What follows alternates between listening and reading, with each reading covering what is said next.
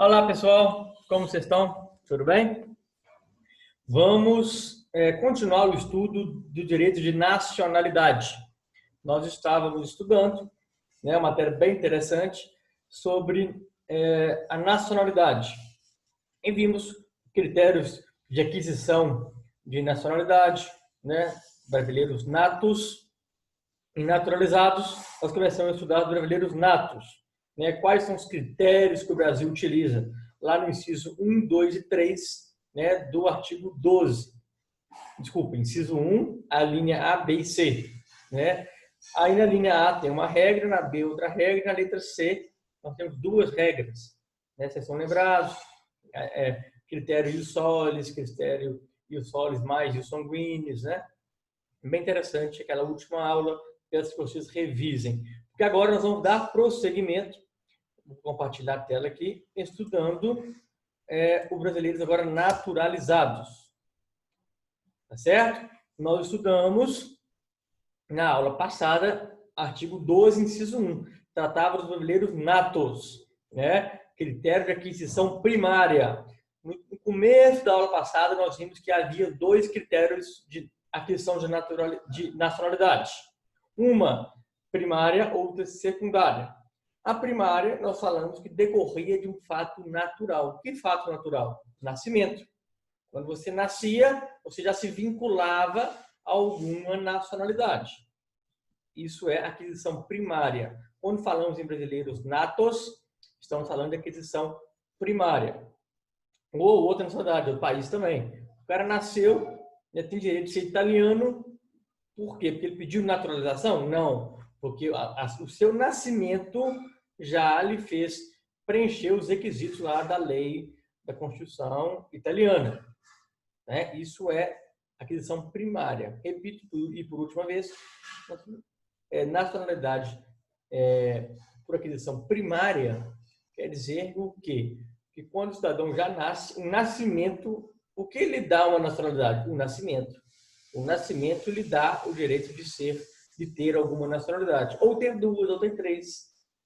Se ele ter nascido, aquele fato do nascimento lhe atribuiu o direito de ser brasileiro, italiano e francês ao mesmo tempo, de acordo com a lei de cada desses países, ok, não tem problema. E existe também a aquisição secundária. A aquisição secundária é quando você adquire uma nacionalidade, não agora por critério do seu nascimento, agora por critério de naturalização, que é o momento que vamos estudar agora. Olha, vou voltar aqui no caderno de vocês. Vou deixar claro o que eu estou falando. Olha aqui, primária e secundária. Acabamos de ver a naturalização primária na aula passada. Os natos que adquirem a nacionalidade pelo nascimento. No Brasil, a Constituição regula isso no artigo 12, inciso 1, que vimos na aula passada. Agora, nós vamos ver a nacionalidade secundária. O que é secundária? Se adquire por ato voluntário, não é na hora do nascimento. Somos naturalizados. Onde está previsto isso na nossa Constituição? Também no artigo 12, mas agora inciso 2. Inciso 2. Aqui, chegamos nesse ponto. Aqui, pronto. São brasileiros naturalizados. Na Constituição de vocês, e na minha também, está lá previsto a linha A e a linha B, tá certo? Aí a gente chama a linha A de naturalização ordinária. A gente não, gente, a doutrina, tá? Não estou me incluindo nesse seleto grupo, não. A doutrina chama esse segundo grupo, a linha B, de naturalização extraordinária. Abram a Constituição de vocês. Acessem em artigo 12, inciso 2. Escrevam na frente. Naturalização, aquisição secundária. Na linha A, vocês escrevam ordinária. Na linha B, vocês escrevam extraordinária, que é o que nós vamos ver nesse momento. Pois bem, a Constituição fala o seguinte: são brasileiros naturalizados, a linha A, ordinária, Os que, na forma da lei, adquiram a nacionalidade brasileira, exigidas aos originários de países de língua portuguesa apenas a residência por um ano ininterrupto e idoneidade moral. Gente, e B fala dos estrangeiros de qualquer nacionalidade que vivam no Brasil há mais de 15 anos ininterruptos. Então tá, vamos lá. Na linha B, nós temos aqui o seguinte: por que a lei é extraordinária? A doutrina fala que aqui o cidadão o estrangeiro tem um direito subjetivo. Viveu 15 anos no Brasil ininterrupto, se não foi condenado por nenhum crime, é direito dele subjetivo de se tornar brasileiro. É um direito dele, tá certo? Não precisa de nada mais para se comprovar. É um direito público subjetivo. É um direito público e dele. Tá certo? Basta ficar 15 anos. Então, assim, é um critério mais... Se você ficar 15 anos morando no Brasil, você tem direito. Eu já vi isso acontecer. Quando eu fazia faculdade, eu fazia estágio na Justiça Federal, no gabinete do juiz, e teve uma ocasião em que um cidadão do Oriente Médio, não lembro qual país, ele teve uma audiência para ele se tornar brasileiro, feito pelo Juiz Federal. Aí o juiz fazia umas perguntas para ele, conversava direitinho, via se ele falava brasileiro, falava bem português, conhecia o Brasil, mas assim, só de um proforme, né? Porque ele estava ali preenchendo requisitos por ele morar no Brasil há mais de 15 anos. É um direito dele. E essa é a extraordinária. Porque a ordinária, ela depende do preenchimento de requisitos da lei da naturalização. Tá?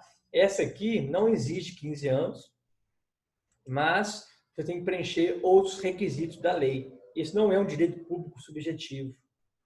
Né? É um direito do Estado, do Brasil, querer ou não te conceder essa naturalização. Isso é um direito do Estado. O Brasil analisa se quer deixar aquele argentino, aquele paraguaio, aquele africano, aquele português. Português é mais fácil, depois a gente fala dele. Ou se aquele americano pode se tornar um brasileiro. Repito, a extraordinária é público subjetivo. Ficou 15 anos, não foi condenado, pediu, concedeu. Você é brasileiro agora. 15 anos, é muito tempo, né, gente? Muito tempo. Agora, já o ordinário depende de requisitos previstos em lei. Por exemplo, olha aqui no site da Polícia Federal o que se precisa para se tornar um brasileiro segundo a naturalização ordinária. Abri para você do site da Polícia Federal, que vai informar os requisitos. Observem. Para quem tem permanência, mora no Brasil há 4 anos, observem, são 4 anos. E tem que saber ler e escrever português. E não tenha condenação superior a 1 ano. Olha só, pode até ser condenado na ordinária, mas não pode ser uma condenação superior a 1 ano. Você tem que saber ler e escrever português. E tem que ter permanência, morar no Brasil. Tá certo? Então, nesse procedimento de concessão de naturalização ordinária, deverão ser comprovados, olha os requisitos: capacidade civil, segundo a lei brasileira, residência no Brasil por no mínimo 4 anos, capacidade de se comunicar em língua portuguesa, consideradas as condições do naturalizando. E 4, inexistência de condenação penal ou comprovação de reabilitação nos termos de legislação vigente. Aí continua explicando como faz para provar isso. Ó. A posse de propriedade de bens do Brasil não será prova suficiente. Ou seja, não adianta o cara provar que tem imóvel no Brasil. Ele pode ter imóvel aqui e não morar aqui. Né? Tem gente que é investidor. Tem que provar mesmo a residência. Esse prazo de residência pode ser caído à metade. Quer ver? Reduzido para 1 ano. Não, reduzido para 1 ano. Ao invés de ser 4 anos, pode ser viver aqui 1 ano só. Se tiver um filho brasileiro, tá vendo? Se tiver um cônjuge brasileiro, tá vendo? Então, se casou aqui no Brasil, ficou fácil. 1 ano só, já pode pedir para se tornar brasileiro. O prazo de residência mínima, aqui eu falei de reduzido para 1 ano. Aqui reduzido para metade, para 2 anos. se tiver prestado serviço relevante ao país, ou então se você for recomendado por sua capacidade profissional, científica ou artística, né? Talvez um cara, um cientista que está aqui estudando coronavírus, né? Então, bom, esse cara que está aqui estudando, laboratórios aqui brasileiros, ao invés de 4 anos, ele de 2 anos. O que eu quero dizer para vocês? Né? Existem requisitos, né, para se conseguir essa naturalização ordinária. No site da Polícia Federal tem aqui o passo a passo. Esse passo a passo foi feito de onde? Foi tirado da lei de naturalização. A Polícia Federal aqui mastigou e explicou como que faz. Quem for estrangeiro, quiser aprender como, vai pesquisar. Então, no site da Polícia Federal, pedir informações e entrar com a papelada, né, sabendo que existem esses passo a passo aí a ser comprovados. Certo? Então, é isso. Naturalização ordinária e extraordinária. A ordinária depende de você correr atrás, preencher os requisitos aí da lei. Na extraordinária, é mais simples desde que você fique 15 anos. Morou 15 anos ininterruptos, né? E sem condenação penal, pronto, você pode requerer a nacionalidade brasileira que ela lhe será concedida. Tá certo? Aqui, aqui é uma norma de alta aplicabilidade, aplicabilidade imediata. O jeito que está escrito aqui, o artigo 12, inciso 2, a linha B, preencheu, já tem o direito. A linha A depende de regulamentação. Do jeito que está escrito aqui, olha, os que? Na forma da lei. Então, precisa da lei regulamentar essa questão. E já foi regulamentada, existem leis para isso, né? Tanto que acabei de mostrar para vocês no site da Polícia Federal um passo a passo para a pessoa se tornar brasileira. Tá certo? Bacana isso, né, gente? Antes disso aqui, quando falamos na linha A, na forma da lei, né? Só que ainda falou aos estrangeiros que oriundos de países de língua portuguesa, o requisito é ser bem menor, olha, apenas 1 ano ininterrupto e idoneidade moral. Então, aquelas pessoas que vierem para o Brasil e quiserem se tornar brasileiros, se estiverem vindo de Moçambique, Portugal, países, Angola, né? Países que falam português, né? Por conta dessa proximidade com a língua, que também induz a uma proximidade de laços históricos e familiares, sim, né? Nós somos oriundos de um mesmo povo, o povo português, todos nós. Então, tá certo que Moçambique foi colonizado, né? A gente também foi colonizado, mas aí acaba que teve então esse elo histórico comum. Então, desses países, nós vamos exigir deles apenas 1 ano ininterrupto morando aqui e idoneidade moral, né? Se lemos aqui a questão de 4 anos, caindo pela metade, se tiver prestado serviço ao país, há 1 ano só se estiver casado com um brasileiro. Se for vindo de língua portuguesa, o requisito vai ser apenas 1 ano. Aqui, está escrito também na página da Polícia Federal isso, olha. Observado o disposto no artigo 12, aí que nós estamos falando agora, estudando, caput 2A é o que estamos estudando. Para os imigrantes originários do país de língua portuguesa, serão exigidos residência no país por 1 ano e idoneidade moral. Certo? É o que nós estamos acabando de ver. Muito bacana, né?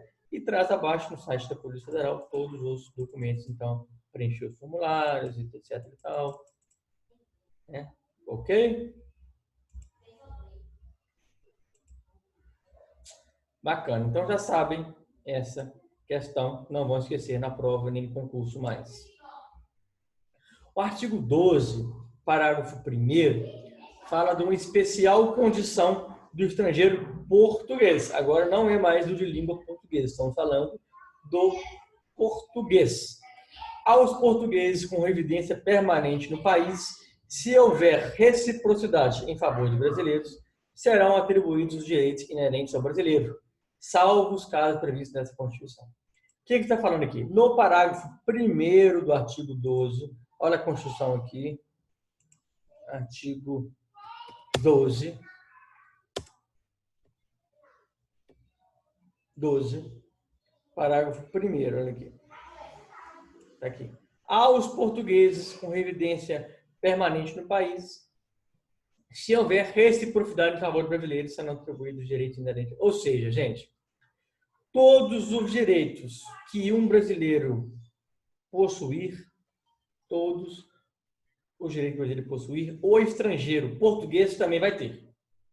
Ah, mas ele é estrangeiro, ele nem é brasileiro, ele é português. Ele é português, sim.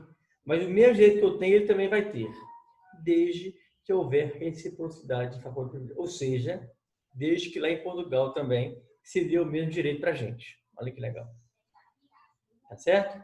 Eu já vi casos de brasileiros que são vereadores, não te mostrando na televisão, lá na cidadezinha de Portugal. Então, se o português no Brasil quiser ser um vereador aqui no Brasil, ele pode? Pode. Por quê? O artigo 12, parágrafo 1º, fala o seguinte: o mesmo direito que um brasileiro tiver lá em Portugal, o português vai ter aqui no Brasil. Olha que legal. Reciprocidade.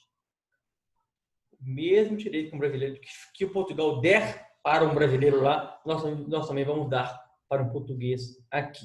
Beleza, gente? Bacana isso. Aprendam isso também. Salvo os casos previstos na Constituição. Daqui a pouquinho nós vamos ver. Logo abaixo nós já vamos ver alguns casos em que não podemos atribuir os mesmos direitos. Nós vamos ver daqui a pouquinho.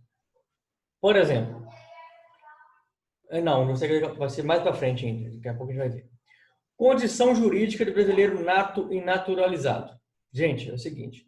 O parágrafo 2º do artigo 12 fala que não pode haver diferenciação entre os brasileiros natos e aqueles que foram naturalizados.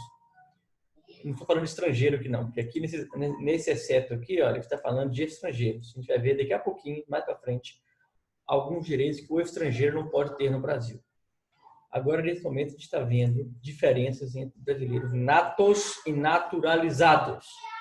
Vamos relembrar o que é brasileiro nato? Aqueles do 12, inciso 1, que nasceu brasileiro. O naturalizado é aquele que se tornou brasileiro. Vamos ler o parágrafo 2º. Está escrito aqui, olha, a lei não poderá estabelecer distinção entre brasileiros natos, que nasceram brasileiros, e aqueles que se tornaram naturalizados. Então, aquele cara que veio do Afeganistão e ficou 15 anos no Brasil, se tornou brasileiro, não pode ser tratado diferente em nenhum direito daquele que nasceu brasileiro, exceto alguns casos previstos na Constituição. Exceto alguns casos. Quais são eles? Gente, geralmente, aqueles cargos mais sensíveis não podem ser destinados ao brasileiro naturalizado. Por exemplo, presidente da República. Não pode ser candidato a presidente da República, não pode ser presidente da República aquele brasileiro que foi naturalizado. Mas ele é brasileiro, é Silvio Santos. Não interessa, ele foi naturalizado. Alguns cargos, por questão de segurança nacional. Eu me sinto brasileiro, eu casei com a brasileira, eu cumpri todos os requisitos, não pode. E nos Estados Unidos, gente, imagina, lá muito menos, né? Quantas pessoas vêm de fora, né? A gente vê isso, viu aí na época do terrorismo. Os caras são terroristas, nascem, desnaturalizam americanos, passam a vida inteira bolando um atentado terrorista. Aconteceu isso, a gente viu lá nos Estados Unidos, pessoas que vivem nos Estados Unidos como americanos, mas na verdade estão sendo treinados desde novos a serem terroristas. Eles investem nisso lá. Então, para correr risco de um naturalizado assumir um cargo sensível, como, por exemplo, ser presidente do país, que tem acesso a bomba atômica nos Estados Unidos, no Brasil, que tem acesso a forças armadas, não vamos deixar nesses casos bem específicos. Onde estão, por exemplo, esses casos bem específicos? No parágrafo 3º do artigo 12 da Constituição. Olha aqui, Constituição, parágrafo 3º. São privativos de brasileiro nato. Olha aqui, nato, os cargos de. Aí tem vários cargos. Coloquei no slide para vocês. Limitações aos brasileiros naturalizados. Artigo 12, parágrafo 3º. São privativos de brasileiros nato os cargos 1. Inciso 1. De presidente e vice-presidente da República. tá certo? Nunca vai poder ser um brasileiro naturalizado. Inciso 2, de presidente da Câmara dos Deputados. Inciso 3, de presidente do Senado Federal. Inciso 4, de ministro do Supremo Tribunal Federal. Gente, por que esse inciso 2, 3 e 4? Vocês vão estudar, acho que no período que vem, não lembro agora a emenda certa, né? Essa questão da sucessão. Não sei se no período passado vocês estudaram isso, ou no próximo período. A questão, acho que é o período que vem, quando estuda do poder executivo, isso mesmo, período que vem. Estuda os poderes separados, poder executivo. Vocês vão ver que quando há uma vacância no cargo de presidente da República, quem assume? O vice-presidente. Quando o vice-presidente falta por algum motivo, ele viaja ou ele morre, alguma coisa acontece com ele, quem assume a presidência da República é o presidente da Câmara dos Deputados. Quando ele viaja ou ele morre, alguma coisa, quem assume é o presidente do Senado. Quando ele não pode assumir, quem assume? O presidente o ministro, o presidente do Supremo. Ano passado, quando o Temer foi presidente, várias vezes a presidência da República foi assumida por ministro do Supremo. Não sei se vocês perceberam isso. O Temer já era o vice, ele viajava para o país. Aí levava junto com ele o ministro, o presidente da Câmara e o presidente do Supremo, do Senado. Aí quem assumia? O presidente do Supremo Tribunal Federal. Nessa linha de sucessão. É interessante, talvez vocês não tenham percebido e não sabiam disso. Existe uma linha de sucessão.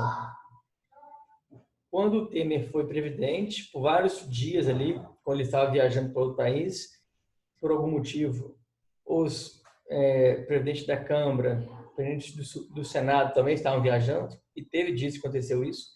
Quem assumiu o presidente da República foi o Toffoli, ministro do Supremo. Isso é bem interessante. Então, para evitar que um brasileiro naturalizado assuma o governo do país, nem que seja por um dia, por 2 dias, na linha de sucessão, se proibiu também que seja um presidente da Câmara dos Deputados, presidente do Senado e ministro do Supremo, seja um brasileiro naturalizado. Por exemplo, no STJ, nós temos um ministro do STJ, do Superior Tribunal de Justiça, que é naturalizado. Eu acho que é Félix Fischer. Eu acho que Félix Fischer é alemão, naturalizado brasileiro. Ele nunca vai poder se tornar ministro do Supremo.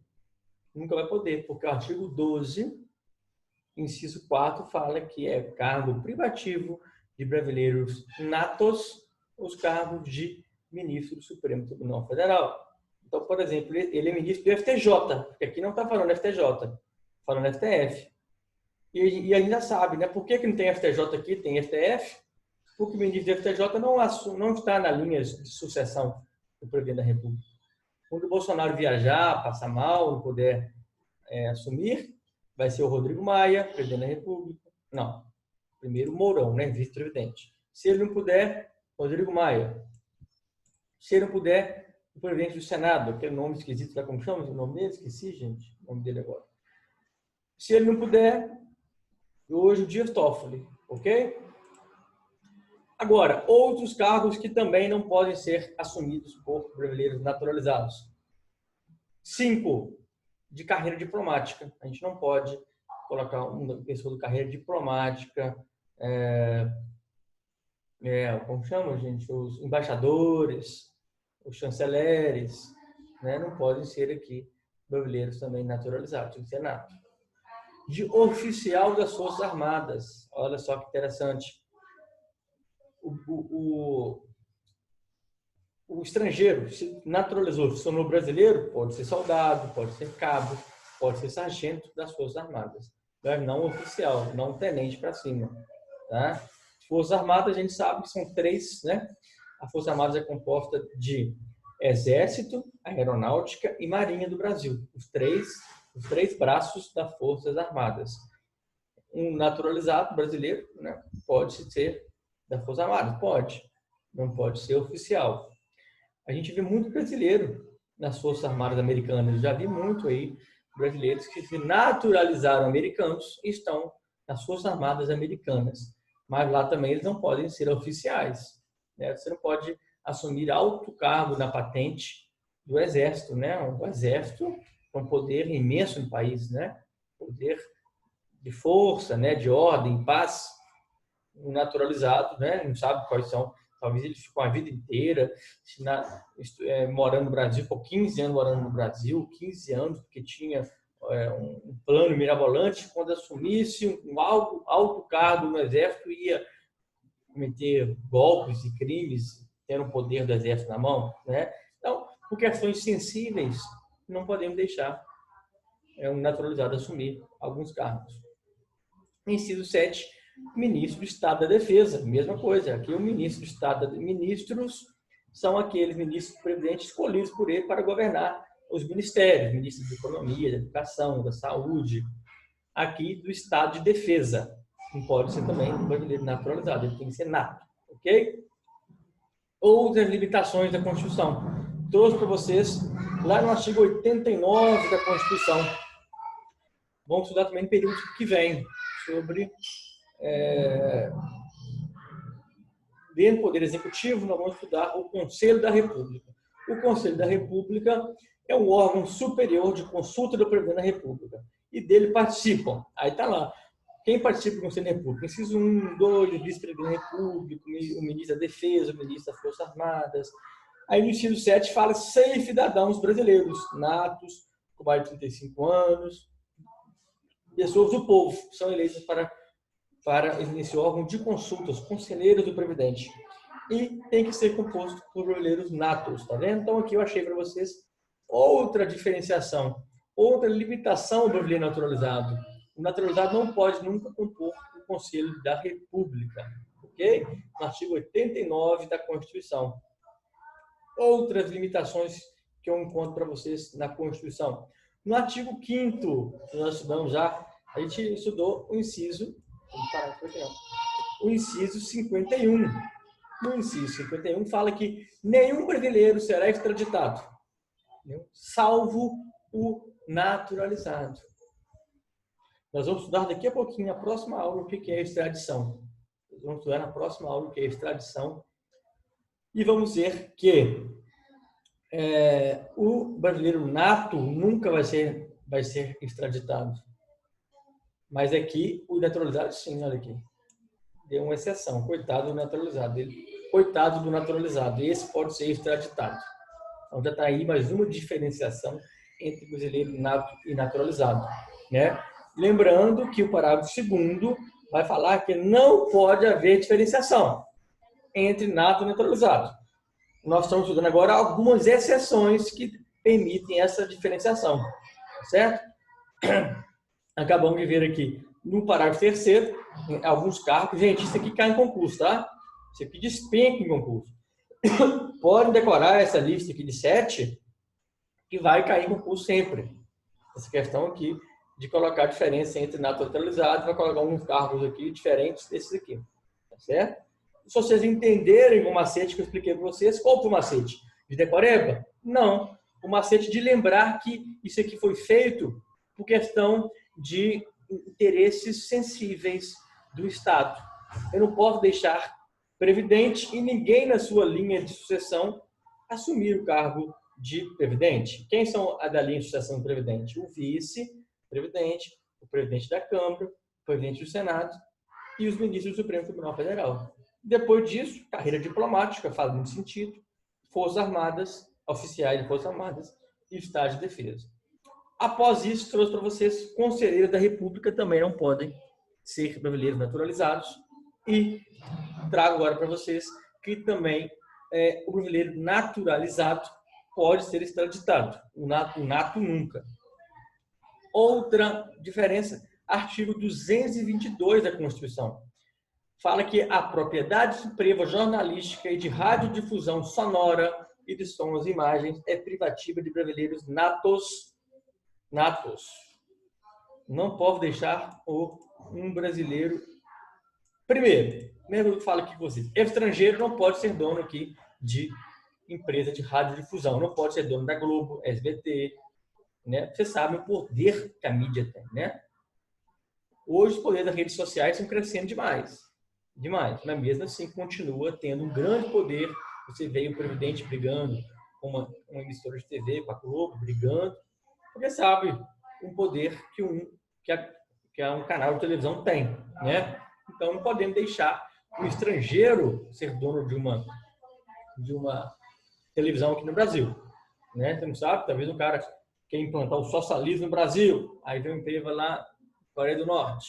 O cara quer implantar no Brasil o fascismo. Não existe mais nenhum país hoje nazista, nem fascista, mas talvez eu quero implantar, na época que existiu, por exemplo, né, vamos dizer, pensar na década depois da Guerra Mundial, o mundo bipolarizou, União Soviética, por um lado, e antes tinha Hitler com ideias nazistas, aí ele vinha e colocava televisão em cada país e incentivava as pessoas a ideologia. Não queremos isso no Brasil, não vamos deixar que empresas de jornalísticas e de radiodifusão sejam de estrangeiros. Ok, serão de brasileiros, mas aqui nós temos uma diferença entre natos e naturalizados.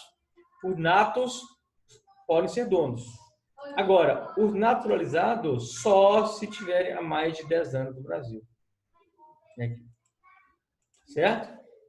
Então, se um brasileiro naturalizado quiser ser dono de uma empresa dessa, ele já tem que se naturalizar e esperar 10 anos.